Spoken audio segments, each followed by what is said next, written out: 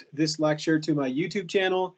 And of course, I will provide a link for that so that you are able to access that. So let me back up here, take a look at our syllabus. And let's take a look at this because the syllabus is so important in community college. It gives you all the information about what is due when, how many exams we have, what they're worth, and those sorts of things. And the first thing that I did is kind of unique to this semester on account of the pandemic. I put in an extra paragraph here at the top, which just gives you a little bit of information about how the class is going to work.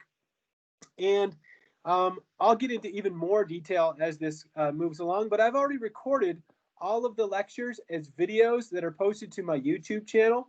And of course, I will provide the links to those. And so some of our lectures will be synchronous, just like we're doing right now. I'll meet you on Teams and we'll try some practice problems and talk about some concepts, whereas other ones will be completely online in that you will just be watching the videos that I've gone ahead and prepared. So it's a hybrid class. So hybrid and the lectures are completely online, whereas labs take place face-to-face. And I'll talk more about those lectures in a second. Another thing that's new, probably for most of you this semester, is that we're going to use something called Respondus Lockdown Browser and Respondus Monitor simultaneously for exams, which will all be written online. And the purpose behind using Respondus Lockdown Browser is to level the playing field in when exams are being written. So basically what it does is it monitors you as you write the exam, basically make sure that you are not cheating. Not that you would do that, but in case somebody else would, it monitors the students. It records you using your webcam, much like an ATM records you if you go to a bank machine or something. And it also records your environment and the sound, so I can make sure that nobody's feeding you the answers or anything. And again, the whole purpose of that is to level the playing field for our students who are writing exams at PPCC. So our course number is Chemistry 102, 175. The lecture days are Monday and Wednesday from 5:30 to 7:20. Again, like it says right here, some of those lectures will be held live, just like we're doing right now. So it says some will be held live via Microsoft Teams, whereas others will be posted as YouTube videos. And again, of course, I will provide the links to those videos. I put a lot of work into those. Our lab day is Monday. Look for the schedule, which day you're going to fall under. And again, before we sign off this evening, we'll do one more roll call on who is here and exactly who's coming to lab tonight and who's going to come to lab next Monday. And then we'll kind of get that all straightened out. So our lab time is from 7:30 to 9:20. So it's an hour and 50 minutes long. And what else? My instructor information. So my name is Mr. Deon, first name Mr., last name Deon. Here's my instructor email. I do not have an office at Rampart Range or Centennial Campus, and that's because I'm an adjunct faculty, although I've taught at PPCC for several years now. And if you want to meet with me, you have to make an appointment, and I will find some way to meet with you.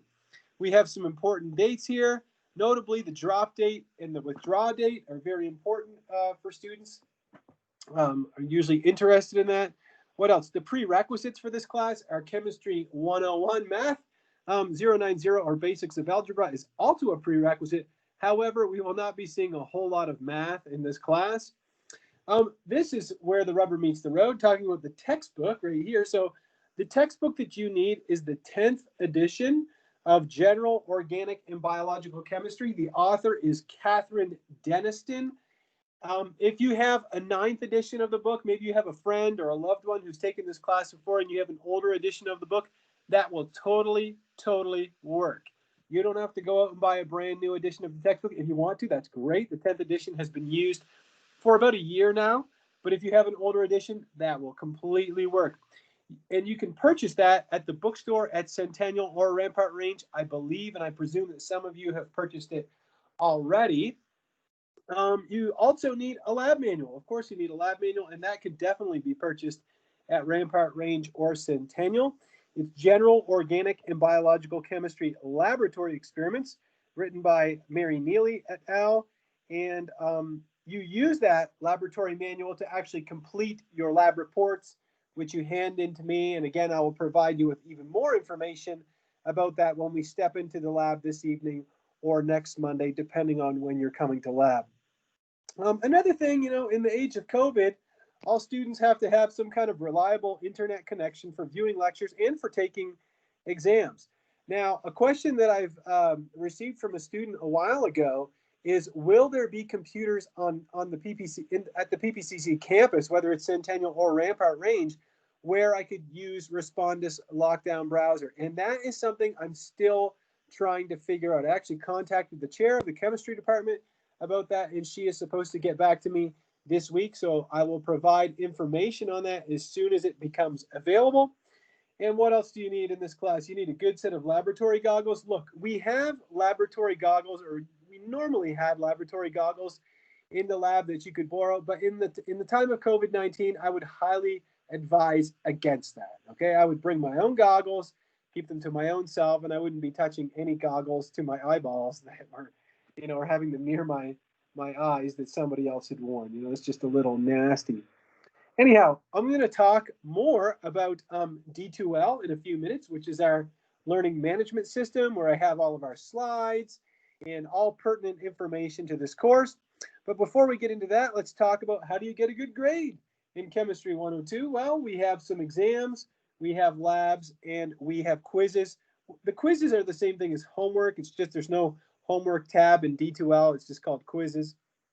So we have a total of 5 exams. I will drop your lowest score, and that means I drop 1 exam. You cannot dodge 2 exams for whatever reason. If you miss an exam for whatever reason, a funeral, whatever it is, your car breaks down, whatever, that will be your dropped exam. So you only get 1 dropped exam. What I'm saying is that everybody that's online right now, if you want to finish the class, you're going to write at least 4 exams. Your labs, I'll take your best 7 of your 8 labs, so I'll drop 1 of those. Quizzes are worth 10%. Your final exam is worth 15, and you can see the percent weight for your exams and your labs. All right, what else? This is a page that I would highly, strongly recommend printing out before, doing anything else in this class. This is our tentative lecture schedule for this fall semester. Now you can see here that I've highlighted all of the classes where I will meet you on Microsoft Teams for a synchronous lecture. So this is the ones that I guarantee I will be online on Microsoft Teams. And you probably also noticed that I always chose a Wednesday, right? They're always on a Wednesday. Now, why would I have chosen a Wednesday? The reason why is because I don't have to beat it over to the lab immediately, right? I can take up the entire lecture time to spend some time with my students and answer any questions that they might have or go over any concepts. There you go. So you can see that we're starting with chapter 10 right away. We're going to take a look at that chapter tonight. And then chapter 11 is going to come next. Then we have Labor Day. And then you see we do a little bit of chapter 12, and then we have exam 1. So let me tell you that, I'll tell you right now that exam 1 is only going to cover chapters 10 and 11. So it's only going to cover chapters 10 and 11. All right. Anyhow, and then of course, as the class unfolds, I will provide you with even more and more information as we move forward in the class. And then of course, if you scroll down, you can see where the other synchronous lectures are. And I will probably post announcements about those as well. All right, so there we go. What else? Our lab schedule. Again, the lab is a little bit strange to you, and it's a little strange to this guy too, because we're breaking things up in groups. And again, I know you all know the reason why, but I'm just reiterating that it's on account of the pandemic. We're just trying to limit our contact, and we have to practice good social distancing in the lab. And so we're dividing the class roughly in half so that we can all have the proper amount of space so that we can practice proper social distancing when we step into the lab. In fact, I taught the lab this summer, and it was great. I had a class with 8 students at a time, and it worked exceedingly well. All students wore their masks. We didn't have any kind of issues whatsoever. It worked very, very well. Another thing that the laboratory techs did just a beautiful job of was they actually divided up the chemicals so the students didn't even have to take chemicals from the same bottles. It was very well done. So I'm actually really, really looking forward to the lab this fall with you guys. I think you'll really enjoy it. The labs in Chemistry 102 are a lot of fun. They really help you, solidify the material as you move through it in the class. All right. Anyhow, so again, as I said, if your, letter, if your alpha, if your surname, sorry, falls in between A and G-O, we're going to meet tonight. Okay. And if your surname falls after that, we're going to meet next Monday. All right. So there we go. What else is in here? Oh boy, how to be successful in Chemistry 102. I don't know. I'm kidding. I've taught this class. This is my 11th time, I think, teaching this class. So I know how to be successful. Now, you can see that obviously this is an artifact of the pre-COVID-19 days. Attend every class. Well, I mean, I would recommend attending all of the synchronous lectures. Another thing I would say is I would recommend watching all of the videos and reading the textbook, okay? Reading the textbook is great. I highly recommend that. But when you watch the videos, it's really going to help fill in the gaps of anything that you don't understand. And then when we do the synchronous lectures, we'll be able to look at the concepts in even more detail, and fill in any gaps there. Also, something that I'm going to try to do this semester is provide you with some practice exams so that before you step into the exam, with respondus and everything, you'll get a chance to give it a try.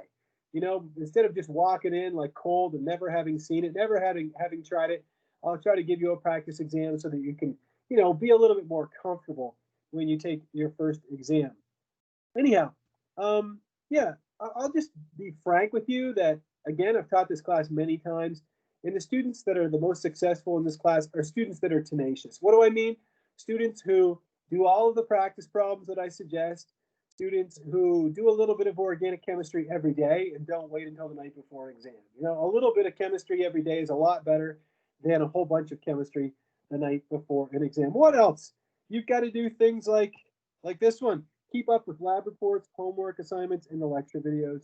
You got to review the end of chapter textbook aids. The textbook is quite well written. In fact, if I could give sort of a shout out to Catherine Denniston, the author of the textbook. One thing I'll say about this this person is that she doesn't how can I say this politely? She doesn't yammer on. She really gets to the point of what you need to know as a Chemistry 102 student, and she kind of cuts herself off. So she doesn't spend a lot of time, beating around the bush and yammering on. She really gets to the point. So I think you'll really enjoy the textbook. And at the end of every chapter, we have really nice summaries. We have things called chapter maps, summaries of reactions, chapter summaries, and these are really handy, quick reference guides for you with respect to all the contents that are covered in each chapter. If you looked at my announcements in D2L, you probably already noticed that I posted some suggested practice problems from chapters 10 and 11. Now, those are ones that Mr. Deon handpicked. You can do all of the problems in the book if you want, but I picked some of them myself, which I said to myself, these are kind of the bare minimum, and I would highly recommend that you take a look at those problems first.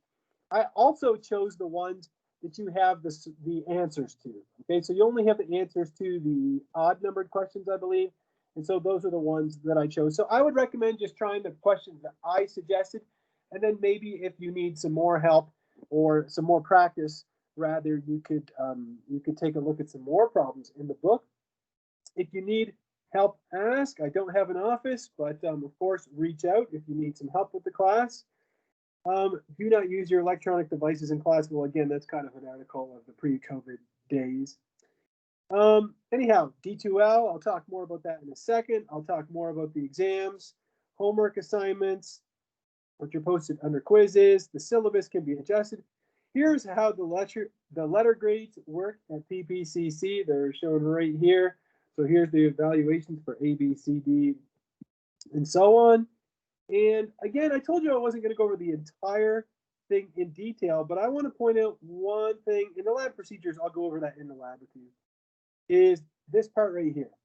Okay, the very last part that I have is the PPCC Respondus Lockdown Browser and Respondus Monitor instructions. I'm not going to go over that tonight because it's kind of lengthy, but what I expect you to do before our next synchronous lecture would be to look over all of this, to read the entire thing.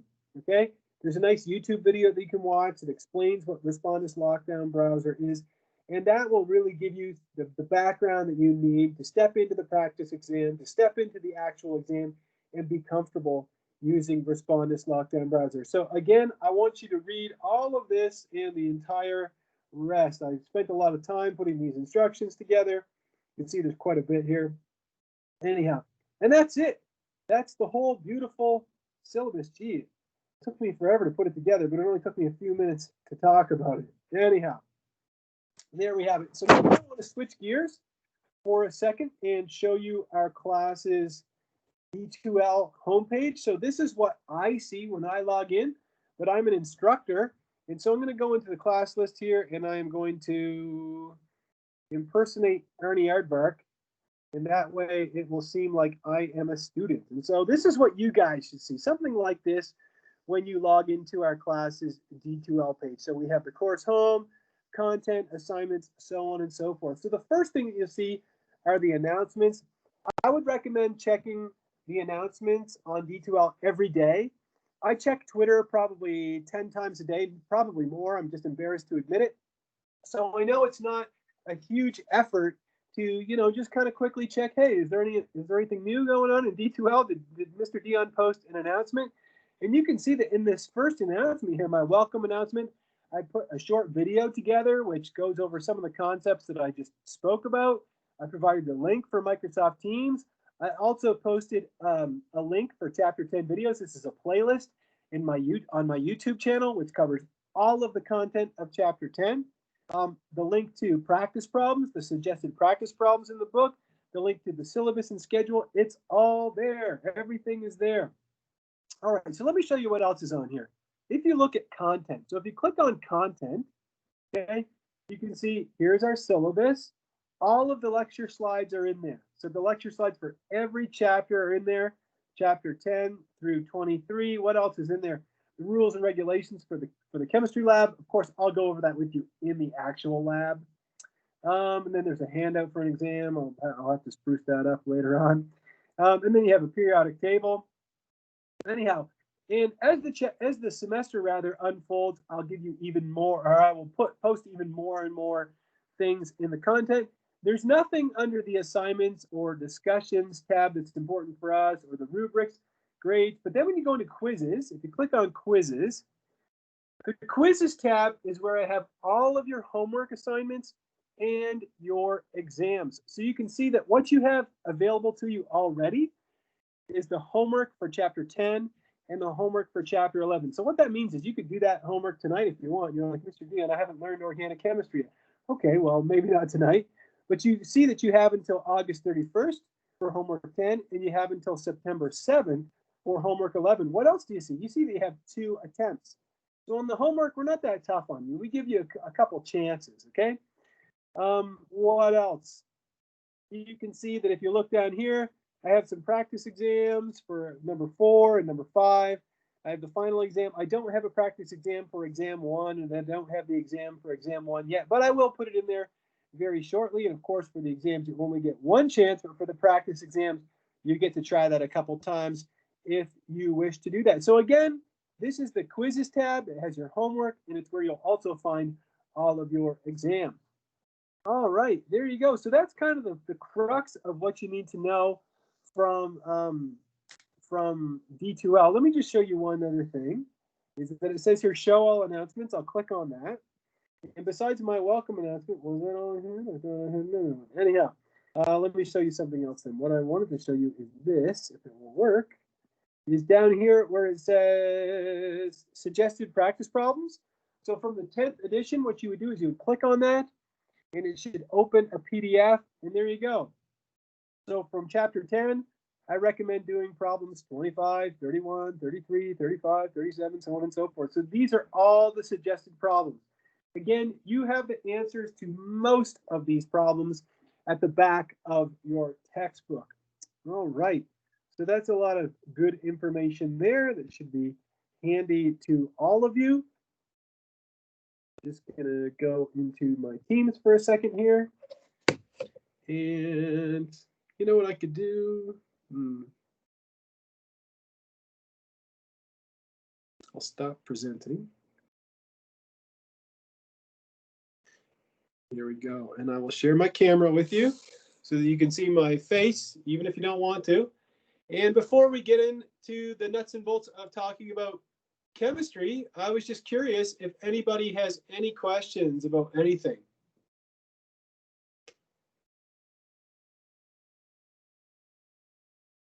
If you don't want to unmute your mic, no problem. Just type it into the chat.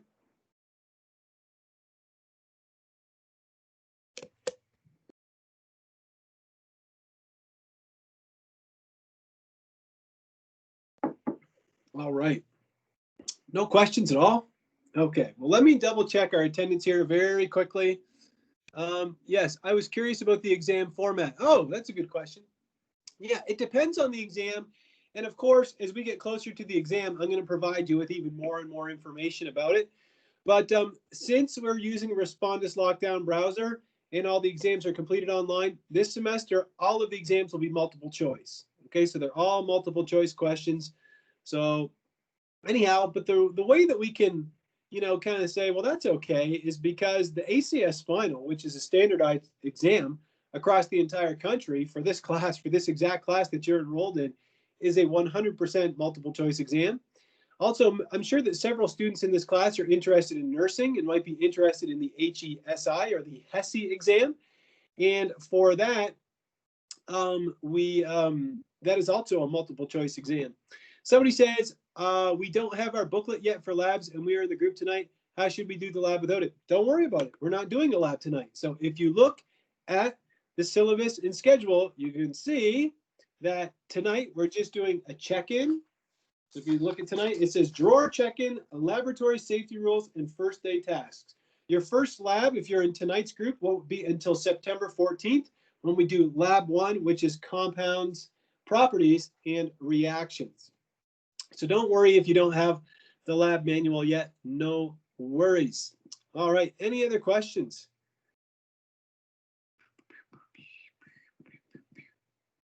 Again, so let me just tell you, I'm not going to, oh, where is it? Somebody wrote, so the groups by name will be meeting every other week. Yes, absolutely. They're going to alternate, right? We're going to have 8 people, one half of the class 1 week, one half the next week. Then we alternate one half, right? Back and forth and back and forth. All right, and that's how we're going to minimize our contact and practice proper social distancing. So basically what it boils down to is you're going to be doing roughly half the number of labs than we normally would in this class. And why is that? It's because of the pandemic. That's the only solution that we could really find to the problem, because we only have one chemistry lab at Rampart Range and, space is limited. So there you have it. But don't worry, I chose 8 labs that I think are really great labs.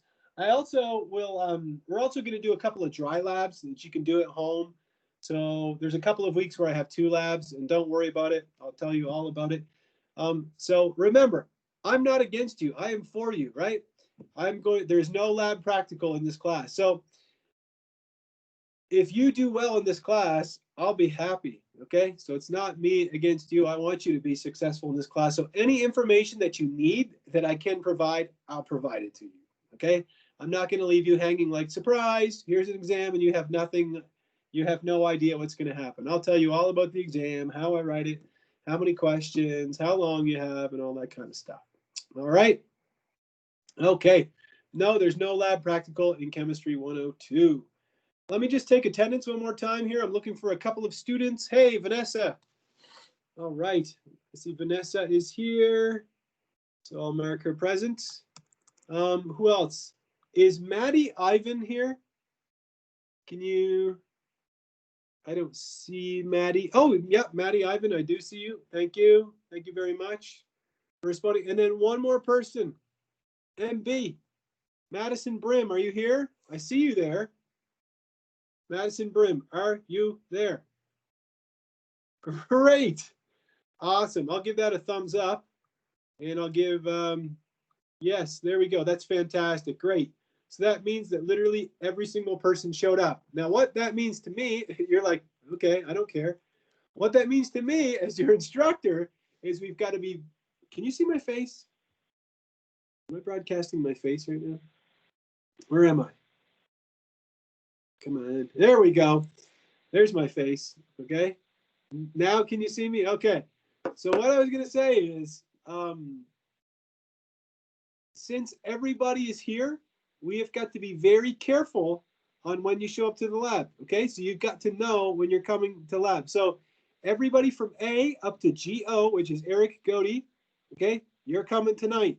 Anybody after that, not tonight, okay? So don't show up on the wrong night, okay? Because if we try to exceed the lab capacity, the lab coordinator will let me have it, okay? I'll get in trouble, okay?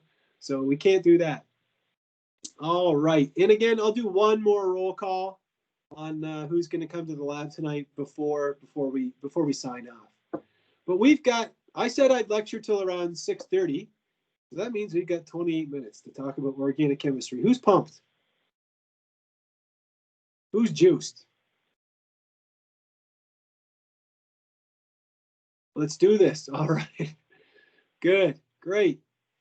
So again, if you're having any kind of issues, I would recommend using maybe a different browser. Maybe try using Chrome. Yeah, let's do this. Only one person wants to talk about organic chemistry, and it's William B. But anyhow, I'll take that. Let's go for. Oh, I got 2 thumbs up. Who gave me the thumbs up? Johnny and Jessica. Okay, and Ryan. Okay, so we got a few people that want to talk about organic chemistry. Well, let's get to it and spend a little bit of time talking about organic chemistry. Again, I'm just going to put in a shameless plug for my videos on my YouTube channel. I spent a lot of time putting those together. I'm talking like hundreds of hours putting these things together. So I spent a lot, really working them and trying to explain things in the clearest possible way. So I would recommend viewing those. But we've got 27 minutes, so let's talk about some organic chemistry, kind of get the ball rolling before we come to lab tonight, before you start watching YouTube videos. You want to get it straight from the horse's mouth, right? So let's do this. Let's talk about some organic chemistry for a second. Where are we? Okay, let me find my notes. Here we are. Fall 2020, Chemistry 102-175. An introduction to organic chemistry. So chapter 10. All right. First of all, what the heck is organic chemistry? Why, I'm sure somebody here is, pondering what the heck, why did I even sign up for this class? Well, organic chemistry is the chemistry of carbon. So compounds, molecules that contain carbon, these are organic compounds. And you think about Chemistry 101, if you took Introduction to Chemistry 1 at PPCC, it's called Chemistry 101. You think about that class. I mean, you spend a lot of time talking about all kinds of elements in the periodic table. Sodium, potassium, calcium, chromium, manganese, gallium, whatever. You talk about all these different elements. And that took a whole semester.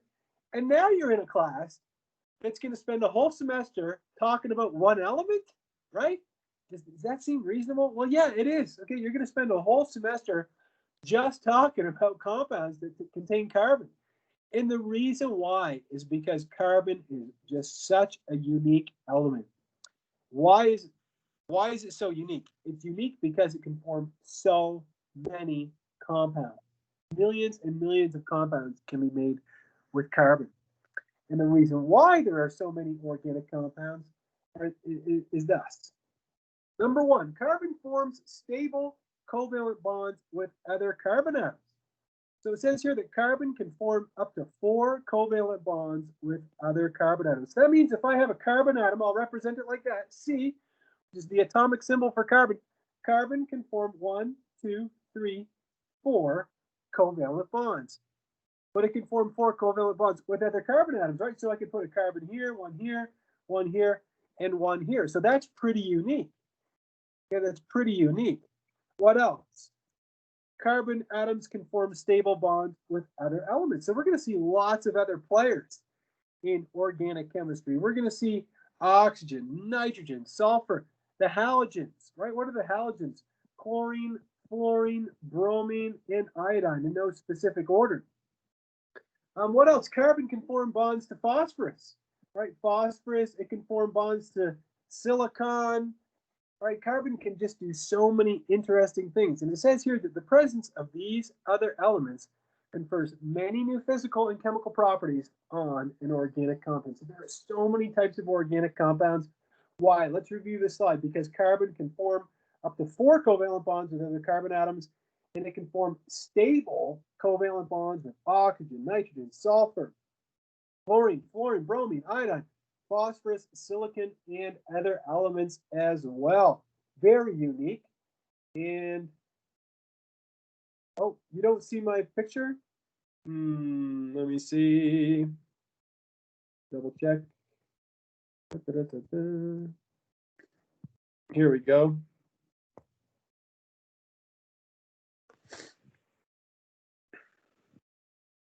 All right. Is that better? Can you see the slide now? Okay, I'm sorry about that. First day back, I forgot to share my screen with you guys. So let me rehash what I just said, which wasn't a whole lot, but all I said was that carbon can form stable covalent bonds with other carbon atoms, and I showed that here. So carbon can form a bond with other carbon atoms, 1, 2, 3, 4, and I can keep branching out, so on and so forth. And then the second point was down here. It's that carbon can form bonds with oxygen, nitrogen, sulfur, the halogens, phosphorus, silicon, so on and so forth.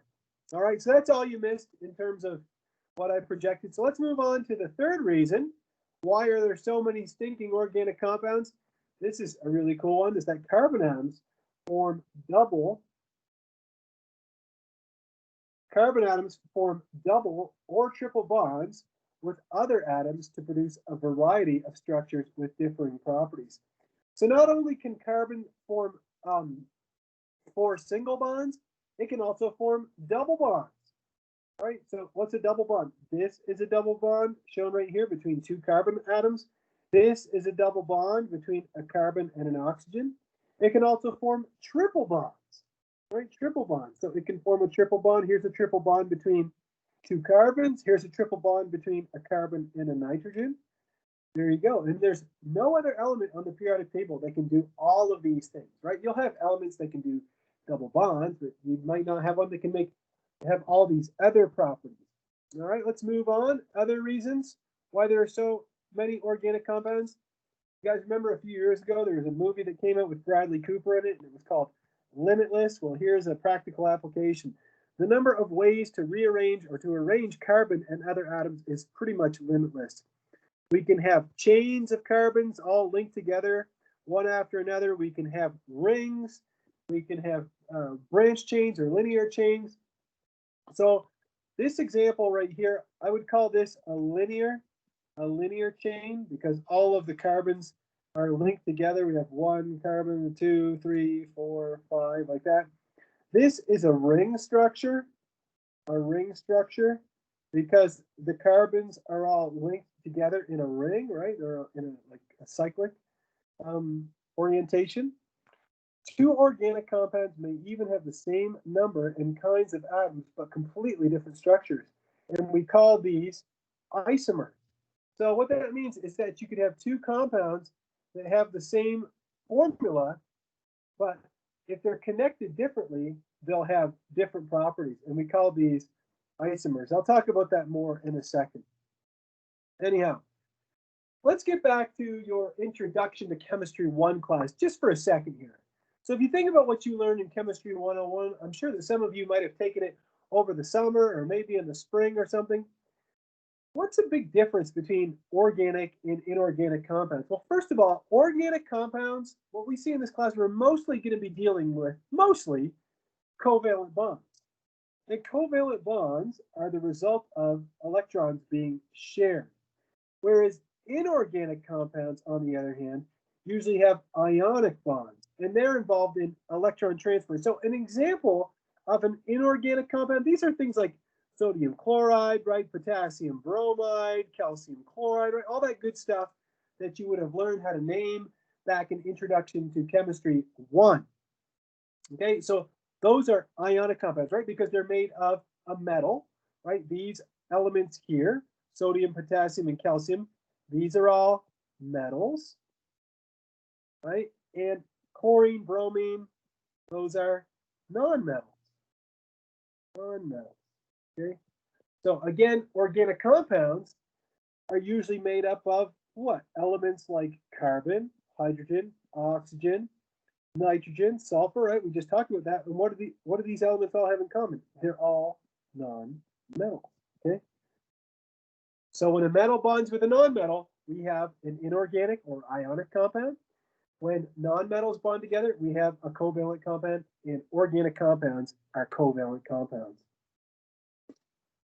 What else? What other differences are there between organic and inorganic compounds? Well, just the way that we talk about organic compounds. We talk about organic compounds in that we have molecules. Say, for example, this is something that you might have seen in Chemistry 101 is CH4. This is methane. It's the simplest possible organic compound known to man. It could exist. And we call that a molecule of methane, right? A molecule of methane, because we can have one individual CH4 unit. Also, organic compounds are, generally speaking, non-electrolytes. And this is, again, something that you should know from Chemistry 101. I know because I've taught that class maybe 1,000 times. And non-electrolytes are compounds that do not dissociate in water. They do not ionize in water. So they don't conduct electricity, and they do not ionize in water. So we'll put here, do not ionize in H2O. Okay? Now let's think about inorganic compounds. Okay, now this is difficult for students sometimes, not for you guys, but for other students. Okay? Inorganic compounds are not molecules. Okay, there's nothing that makes my heart break more than when I hear a chemistry student that's already done a whole semester of chemistry, and they say a molecule of sodium chloride. There's no such thing as a molecule of sodium chloride. Sodium chloride is a compound. It's an inorganic compound. It's an ionic compound, but we don't have a molecule of one sodium ion, one sodium cation, and one chloride anion.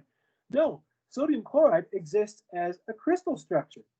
Okay, so sodium chloride is just an ionic compound, and the ions exist in a crystal structure. What else about ionic compounds? Well, ionic compounds are often water soluble. Hey, sodium chloride is soluble in water. Why? Because it dissociates into its ions in water. Okay, we have a favorable interaction between the dipoles in water and cations and anions, which allows them to dissociate in water. And so inorganic compounds are electrolytes, whereas organic compounds are non-electrolytes. All right, so now we're just kind of reviewing what the heck's the difference between inorganic and organic compounds. Kind of rehashing or reviewing some old definitions, some old concepts. Now, what about physical differences between organic and inorganic compounds? Well, I can tell you there's a big one between the melting points and boiling points of organic versus inorganic compounds. It says here that organic compounds have lower melting points.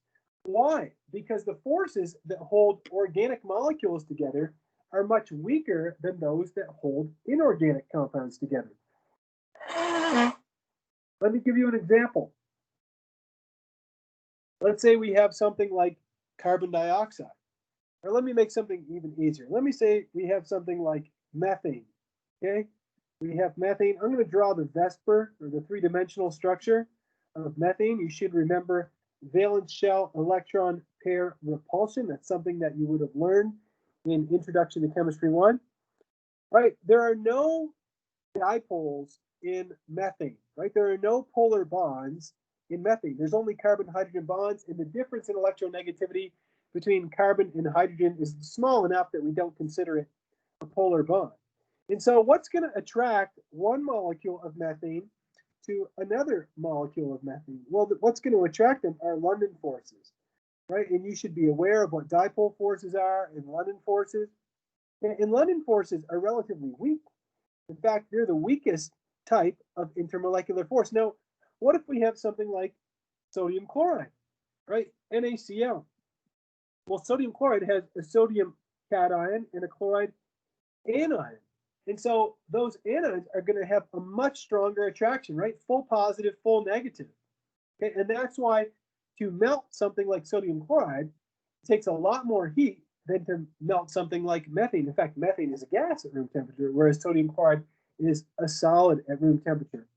We're going to talk even more about intermolecular forces as the course proceeds, but this is just to kind of put the bug in your ear as we move along. Now, if you're like, what the heck are intermolecular forces? Well, that's one of the most important concepts that you should have taken home from Introduction to Chemistry 1. So if you need to review London forces, the London forces, dipole forces, or dipole forces, I'll just put dipole forces, and hydrogen bonding, okay, you need to be fully aware of what these are.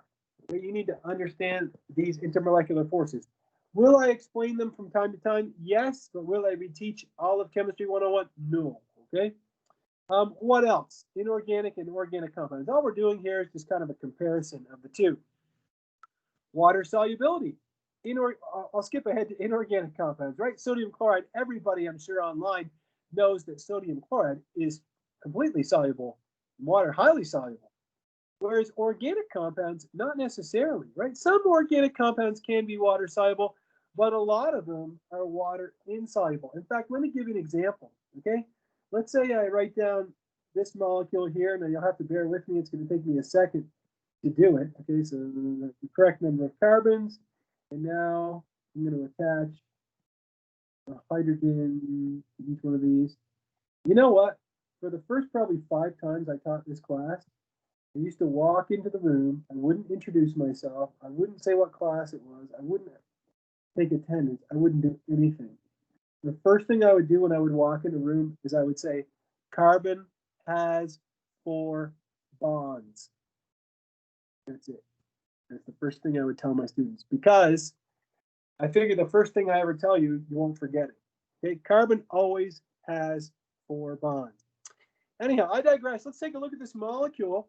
This molecule here has 8 carbons in it. It's got a name I bet you've heard of before. It's called octane.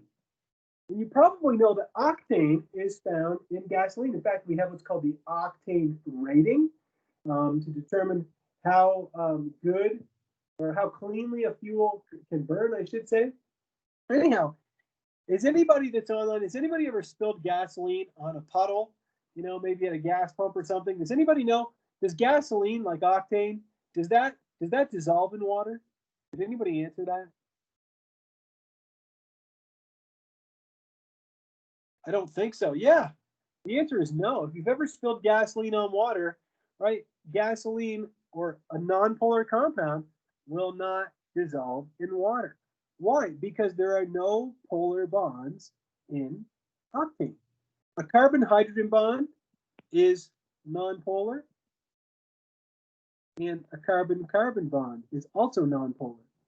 What kind of bonds do we have in this molecule of octane? We have carbon-carbon bonds, and we have carbon-hydrogen bonds. Nothing else. All right, so if it has no dipole, if there's nothing polar in it, why would it dissolve in something like water? Water is a polar molecule, right? You can even write that in here. Water, H2O, is polar. Okay? You should also remember the rule like dissolves what? Like dissolves like. And so a polar molecule like water is not going to dissolve a nonpolar molecule like octane, whereas water will dissolve an ionic compound like sodium chloride. All right, this table is kind of fun here. Just let me go ahead here. This table is a comparison of major properties of organic and inorganic compounds. This table comes straight out of your textbook. You know, we could make a meme straight out of Deniston, which is the author of our textbook. Anyhow, what she's doing here is she's comparing an organic compound, which is butane. If you've ever used a Bic lighter before, you've used butane, the fuel found in lighters. And then she's comparing it to sodium chloride. And you're like, why did she pick these 2 compounds? Well, because butane is organic and sodium chloride is inorganic. Okay, well, why else did she pick them? I'll give you another even better reason. They both have an almost identical molar mass, right? They both weigh about 58 grams per mole. Okay, well, let's compare the 2. In terms of their bonding, butane only contains carbon and hydrogen. In fact, I could even draw the Lewis structure of butane out for you. It has 4 carbon atoms linked together. Carbon always has 4 bonds. So if I have C4H10, right, C4H10, where do those 10 hydrogen go? Where do those 10 hydrogens go? Well, the carbon on the far left only has 1 bond, right? So I have to have 1, 2, 3 hydrogens so that it will have 4 bonds. The second carbon has 2 bonds. That means it's going to need 2 bonds to hydrogen. The same thing applies to this one. And the carbon on the far right only has 1 bond. And so it's going to need 1, 2, 3 bonds to hydrogen like that. Now count up all those carbons and all those hydrogens. And what you'll see is that you have C4H10, butane. Now butane, again, has only covalent bonds. None of the bonds are polar. Whereas sodium chloride is a sodium cation and a chloride anion. So it's ionic. So one is covalent, one is ionic. What about their physical state at room temperature? Butane is a gas. Now, if you're thinking, well, when I look at a Bic lighter, I can see there's liquid inside. So isn't butane a liquid? No, because what happens when you pull the trigger on a lighter is that the gas comes out. The only reason that butane looks like or is in the liquid phase inside the lighter is because it is under high pressure. Sodium chloride, again, solid room temperature. Now let's compare their boiling and melting points. Wow, huge differences here. Look at the melting point of butane. It's a minus 139 degrees Celsius, whereas the melting point for something like sodium chloride is very high, 800 degrees. Okay, solubility in water, we've already covered that. Solubility in organic solvents. An example of an organic solvent is something like hexane, and we'll talk more about that later on. But an organic compound, what? Like dissolves like. So an organic compound is going to have high solubility in a solvent like hexane, whereas an inorganic compound like sodium chloride is not going to dissolve in hexane, right? Low solubility, insoluble. Flammability, organic compounds are flammable, and inorganic compounds are non-flammable. All right, so the question, which is there some relation with boiling and melting points in composition of atoms? Of course, that's what I'm talking about, right? I'm talking about covalent compounds, which are made of non-metals. Covalent compounds, non-metals, have low boiling and melting points. Ionic compounds, which are comprised of metals and non-metals combined together, those are, again, inorganic compounds. Those have high melting and boiling points. All right, so you should be able to look at compounds and molecules and say, well, this one is inorganic, this one is organic.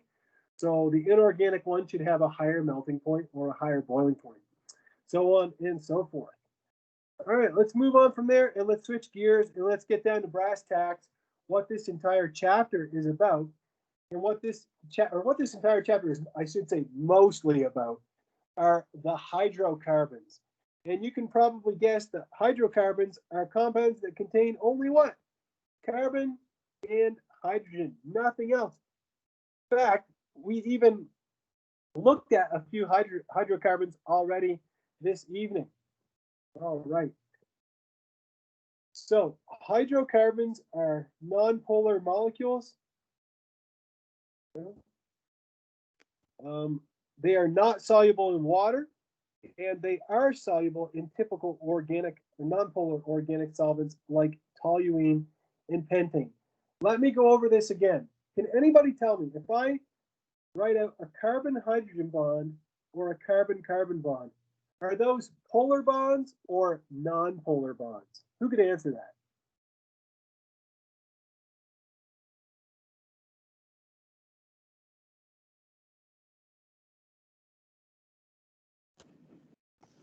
Carbon-hydrogen, a carbon-hydrogen bond, and a carbon-carbon bond, these are non-polar bonds. Non-polar bonds. Why are they non-polar? Can anybody tell me why these bonds are non-polar? How do we determine when a bond is polar and when a bond is non-polar? This is something that you would have learned in Introduction to Chemistry 1. How do we determine if a bond is polar or non-polar?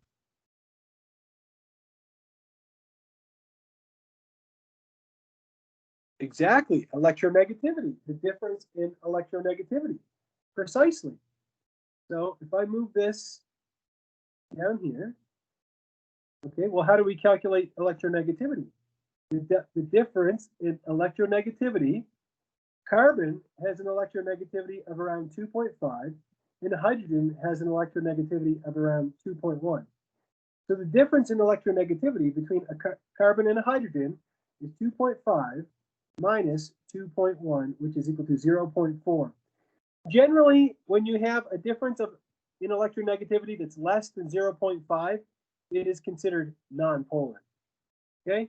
If we look at the difference in electronegativity between carbon and carbon, it's 2.5 minus 2.5, which equals 0.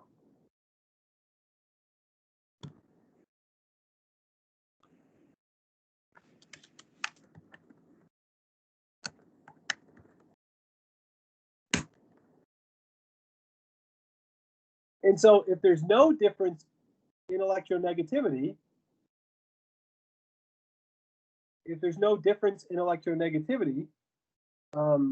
it's definitely a nonpolar bond.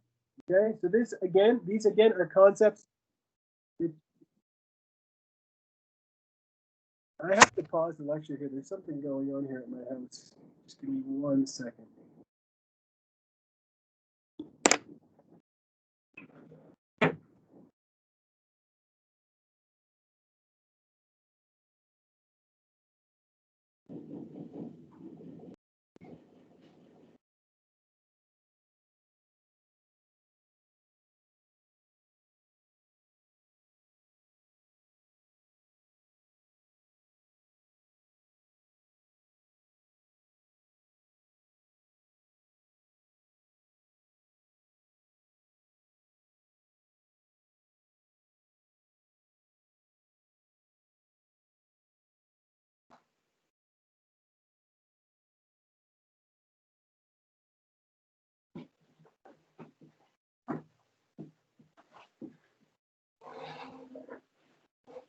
All right, I am back.